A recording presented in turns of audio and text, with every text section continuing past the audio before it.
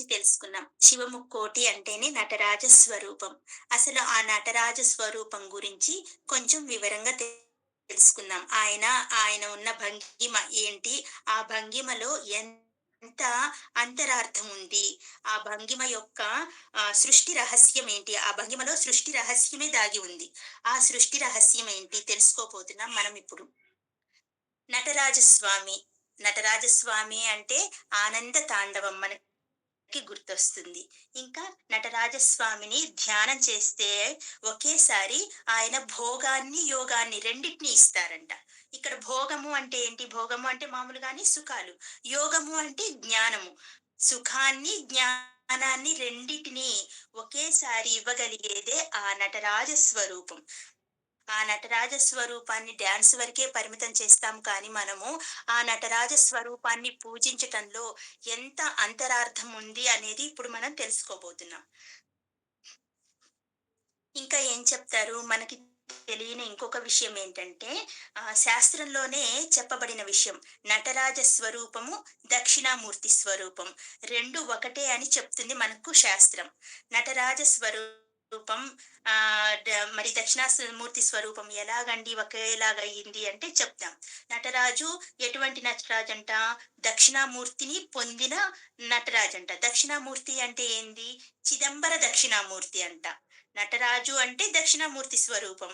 ఆ దక్షిణామూర్తి స్వరూపం ఎలాంటిది అంటే ఆయన చిదంబర దక్షిణామూర్తి అంట. నటరాజుకు విశ్వమంతా ఆ విశ్వేశ్వరుడి నాట్యమే. అంతే కదా! నటరాజు అంటే ఏంటి? విశ్వమంతా ఆ విశ్వేశ్వరుడి నాట్యమే. విశ్వంలో ప్రతి చైతన్యము స్వామివారి నర్తనం. అసలు ఈ చైతన్యం రావాలి అంటే ముందు స్పందన కావాలి. ఈ నటరాజ స్వరూపానికి చైతన్యం రావాలి అంటే స్పందన కావాలి. స్పందన అంటే ఎవరు? ఆ స్పందనని ఇచ్చేది ఎవరు? అమ్మవారు. ఆ స్పందన కలిగిన నటరాజు తాండవ విన్యాసం ఆ నటరాజ స్వామి రూపం చూస్తే మనకు ఎలా కనిపిస్తుందో ఇప్పుడు నటరాజస్వామి వర్ణన. ఆ నటరాజస్వామి స్వరూపం చూస్తే ఎలా ఉంటుంది? ఆయన చుట్టూ ఒక రౌండ్‌గా ఉంటుంది కదా! ఆయన వెనక వైపు ఇలా రౌండ్‌గా ఉంటుంది. ఒక వృత్తంలాగా ఉంటుంది. ఆ వృత్తంలో ఉంటారు స్వామివారు కదా! దానికి అగ్నిశిఖల్లాగా ఉంటాయి. ప్రతి చోట కూడా ఇలాగే ఉంటుంది. ఇది ఒక ప్రకాశమానమైన వృత్తం. ఆ వృత్తాన్ని ఏమనుకోవాలంట మనము, ఆ విశ్వమే ఒక చక్రమై అలా నిలబడి ఉంది. ఆ విశ్వాన్ని చక్రంగా చేసుకొని, మన ఈ ప్రపంచాన్ని మొత్తాన్ని చక్రంగా చేసుకొని, మధ్యలో స్వామి నాట్యం చేస్తున్నారంట. స్వామి యొక్క రూపాన్ని మనం పరిశీలిస్తే చూడండి, ఒక చేత్తో డమరుకం పట్టుకొనుంటారు. ఇంకొక చేతిలో ఆయనకి అగ్ని ఉంటుంది. అలా పైన 2 హస్తాలు. ఒక చేతిలో ఏమో డమరుకం, కుడి చేతిలో. ఇటు పక్కనేమో అగ్ని ఉంటుంది ఎడమ చేతిలో. ఆ తర్వాత ఇంకొక 2 హస్తాలుంటాయి కదా! ఒక చేతిలో కిందేమో ఇలా నాట్య భంగిమ పెట్టుకొనుంటారు. కింద ఒక చెయ్యేమో అభయ హస్తం. కిందకి చూపించే హస్తాన్నేమో డోలా హస్తం అంటారు. కుడి పాదంతో ఏమో ఒక రాక్షసుడిని తొక్కిపెట్టి ఉంటాడు. ఆ రాక్షసుడెవరో మనం చెప్పుకున్నాం ఇప్పుడే. అపస్మారుడు. అపస్మారుడు అంటే అజ్ఞానుడు. అజ్ఞానాన్ని తొక్కి ఉంచుతాడు. అజ్ఞానం అనే రాక్షసుడిని తొక్కి ఉంచుతాడు కుడి పాదంతో. ఎడం పాదాన్ని ఎత్తి ఉంచుతారు. ఈ ఎడం పాదం ఎవరండి? స్వామికి ఎడం వైపు ఎవరు? అమ్మవారు. ఆ ఎడం పాదాన్ని ఎత్తి ఉంచారు అంటే, మీరు నా శరణు పొందాలి అంటే అమ్మవారు పాదాలు పట్టుకోండి. నా శరణు అదే దానంతట అదే లభిస్తుంది అని చెప్పకనే చెప్పటంలో అర్థమేంటి? ఆ ఎడం పాదాన్ని ఎత్తి పెట్టి ఉంచటం అన్నమాట. ఇది నటరాజ స్వామి యొక్క స్వరూపం. శివుని యొక్క అన్ని రూపాలు గొప్పవే. కానీ నటరాజ స్వరూపాన్ని పరిపూర్ణ రూపంగా మనం తెలుసుకోవాలి. ఎలా పరిపూర్ణమవుతుందండి? ఇందులో అవ్వడానికి మాకేం కనిపియలేదు అనొద్దు. ఇక్కడే ఇప్పుడు చెప్పుకునే దాంట్లోనే మనం సృష్టి రహస్యం దాగి ఉంది. మనకి ఈ సృష్టిలో 5 పనులు జరుగుతూ ఉంటాయండి. ఏంటవి? 1 సృష్టి, 2 స్థితి, 3 సంహార, 4 తిరోధాన, 5 అనుగ్రహం. ఈ 5 కృత్యాలే మన ఈ సృష్టిని నడిపిస్తుంటే, ఈ ప్రపంచాన్ని నడిపించేది ఈ 5 కృత్యాలే. ఈ 5 కృత్యాలు ఎవరి చేతిలో ఉన్నాయి? ఈ నటరాజస్వామి చేతిలో ఉన్నాయి. ఎలా అనేది మనం చూద్దాం ఇప్పుడు. ఆయన చేతిలో ఉన్నాయి. మనకు లలిత సహస్రనామంలో కూడా అమ్మకి ఏం పేరు? పంచకృత్య పరాయణ అని పేరు. ఆమె కూడా ఈ 5 కార్యాలను, ఈ 5 కృత్యాలను చేపిస్తూ ఉంటుంది, చేస్తూ ఉంటుంది అమ్మ కూడా. అందుకే ఆమెకి పంచకృత్య పరాయణ అని పేరొచ్చింది. సరే, ముందుగా ఏం చూద్దాము? సృష్టి. ముందు సృష్టి అని చెప్పారు. సృష్టికి ఏంటి మనం దేనితో పోలుస్తున్నారు? డమరకంతో పోలుస్తున్నారు. ఎందుకంటే ఆహ్, శక్తి దానిలో నుండే వస్తుంది. ఆ శక్తి అంటే స్పందన. డమరుకాన్ని మోగిస్తే శబ్దం వస్తుంది గదా! శబ్దం ఎక్కడి నుంచి పుట్టిందిప్పుడు? ఆ స్పందన. స్పందన ఎక్కడి నుంచొచ్చింది? డమరుకంలో నుంచి వచ్చింది. డమరుకంలో నుండే శబ్దం పుడుతుంది. కాబట్టి సృష్టి కార్యాన్ని చేయటానికి సంకేతం ఆ డమరుకం. స్వామికి స్పందన కలిగినప్పుడు ఆయన డమరుకాన్ని మోగిస్తూ నాట్యానికి ఉపక్రమిస్తారు. దానిలోంచి డమరకంలో నుంచే ముందు స్పందన వల్ల డమరకం మోగుతుంది. డమరుకంలో నుండే శబ్దం పుడుతుంది. దా అక్ కాబట్టి ఈ డమరుకం సృష్టికి సంకేతంగా చెప్తారు. ఇంకా వివరంగా సృష్టి కార్యక్రమం ఇంతకు మించి మనం చెప్పుకోకూడదు. ఇలా సృష్టి కార్యం జరుగుతుంది. సృష్టికి సంకేతంగా డమరుకాన్ని చెప్తారు. రెండవది స్థితి. జరిగిన సృష్టి అంతా క్షేమంగా ఉండాలి. అంటే మనకు ఏంటి అర్థం? ఇప్పుడు ఇలా సృష్టించబడిన సృష్టి అంతా క్షేమంగా ఉండాలి. అలా క్షేమంగా ఉండాలి అంటే స్థితి కారకుడు. దాన్ని స్థితి చేయాలి. ఆ స్థితికి సంకేతం ఏంటి? అభయహస్తం.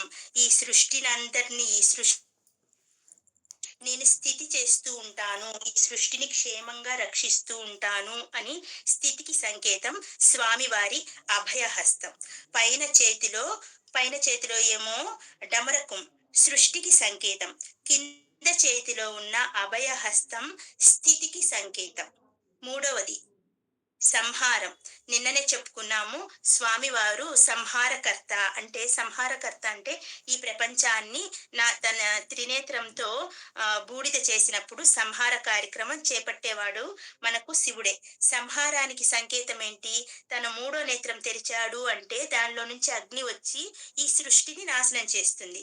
కాబట్టి సంహారానికి సంకేతం అగ్ని. దానిని ఎక్కడ పట్టుకొనున్నాడు ఆయన? ఎడమ చేతిలో, పై వైపున ఎడమ చేతిలో పట్టుకొనున్నాడు. ఇంకా నాలుగో కార్యక్రమం తిరోధానం. తిరోధానం అంటే బంధం అని అర్థం. బంధం. ఈ బంధం ఏం చేస్తుంది మనకు? ప్రపంచంలో అటాచ్‌మెంట్స్ ని సృష్టిస్తుంది. మనకి ప్రపంచంలో అన్ని బంధాలని కలిగిచ్చి, అందులో సంసార చక్రంలో ఇరుక్కునేలాగా చేస్తుంది మనకు ఈ బంధం.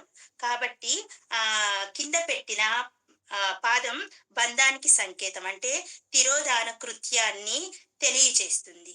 అంటే మనలో ఉన్న అజ్ఞానాన్ని, ఈ సంసార బంధనాల నుండి తెగ్గొట్టి కింద దాన్ని అణిచిపెట్టి చూపిస్తుంది. బంధానికి సంకేతం కింద పెట్టిన పాదం. అది తిరోధాన కృత్యాన్ని మనకి తెలియచేస్తుంది. గట్టిగా అపస్మారుణ్ణి తొక్కి ఉంచాడు కదా! ఈ సంసార బంధనాలలో నుంచి మనల్ని తెంచి, ఈ సంసార బంధనాల్ని తొక్కిపెట్టి ఉంచేది, మన అజ్ఞానాన్ని తొక్కిపెట్టి ఉంచేది ఆ నటరాజ స్వరూపం. కుడికాలు కింద అజ్ఞానాన్ని తొక్కిపెట్టి ఉంచుతాడు. దానికి సంకేతంగా, తిరోధాన కృత్యానికి సంకేతంగా ఆయన యొక్క కుడికాలిని చెప్తారు. ఇక అనుగ్రహం. పైకెత్తిన పాదాన్ని అనుగ్రహం అంటారు. ఎందుకంటే అది భూమి నుండి ఇలా తీసుకొనొచ్చాడు. భూమి మీద అప్పటి వరకు 2 కాళ్ళు పెట్టి నిలబడి ఉన్నాడు కదా! భూమి నుండి తీసిన పాదం కదా! అందుకే అది అనుగ్రహం. అనుగ్రహాన్ని ఇచ్చే పాదం. పైగా స్వామివారికి ఎడమ వైపున అమ్మవారు ఉంటారు కాబట్టి, ఆ అమ్మవారికి సూచికగా ఈ ఎడమ కాలుని ఎత్తి పెట్టాడు. ఇదిగో నాకు నా అనుగ్రహం కావాలి అంటే మీరు అమ్మ పాదాలు పట్టుకుంటే నా అనుగ్రహం ఆటోమేటిక్ గా లభిస్తుంది అని ఈ ఎత్తిపెట్టిన పాదానికి అనుగ్రహం అనే పేరు మనం ఆపాదించుకోవాలి. ఈ 5 కృత్యాలను చేసేది నేనే అని చెప్పడానికే నటరాజ స్వరూపం ఉంటుంది. ఇదంతా ఒక వృత్తంలో ఉంటుంది అని చెప్పుకున్నాం కదా! ఆ వృత్తమే ఓంకారం. ఆ రౌండ్‌గా కనిపించే వృత్తాన్ని ఓంకారంగా మనం భావన చేయాలి. ఇప్పుడు మనం ఈ 5టిని చెప్పుకున్నాం కదా! డమరుకం సృష్టికి సంకేతం. రెండవది స్థితికి సంకేతం ఏంటి? అభయహస్తం. సంహారానికి సంకేతం ఎడమ చేతిలో ఉన్న అగ్ని. ఎడమ చేతిలో ఉన్న అగ్ని సంహారానికి సంకేతం. తిరోధానానికి కుడి పాదం సంకేతం. అనుగ్రహానికి ఎడమ కాలు సంకేతం. వీటన్నిటి దగ్గర మనం ఒక్కొక్క దగ్గర ఒక్కొక్కటి పెడదాం పంచాక్షరి మంత్రాన్ని. ఓం నమః శివాయ. ఓం నమః శివాయ. ఈ ఓంకారంలో ఆయన చేసే కృత్యాలకి ఒక్కొక్క అక్షరాన్ని జోడిస్తే ఓం నమః శివాయ. ఈ ప్రపంచమంతా ఓంకారంలో ఉంది. ఆ ప్రణవంలో శివుడే ఉన్నాడు. కాబట్టి మనం పంచాక్షరి మంత్రాన్ని జపిస్తే ఆ శివుణ్ణి జపించినట్టే అని ఎంత గొప్పగా చెప్పారో నటరాజస్వామి స్వరూపానికి ఉన్న వర్ణనని చక్కగా మనం ఈ రోజున తెలుసుకోవడం అనేది ఇంకా అదృష్టం అని చెప్పాలి. ఓం నమః శివాయ.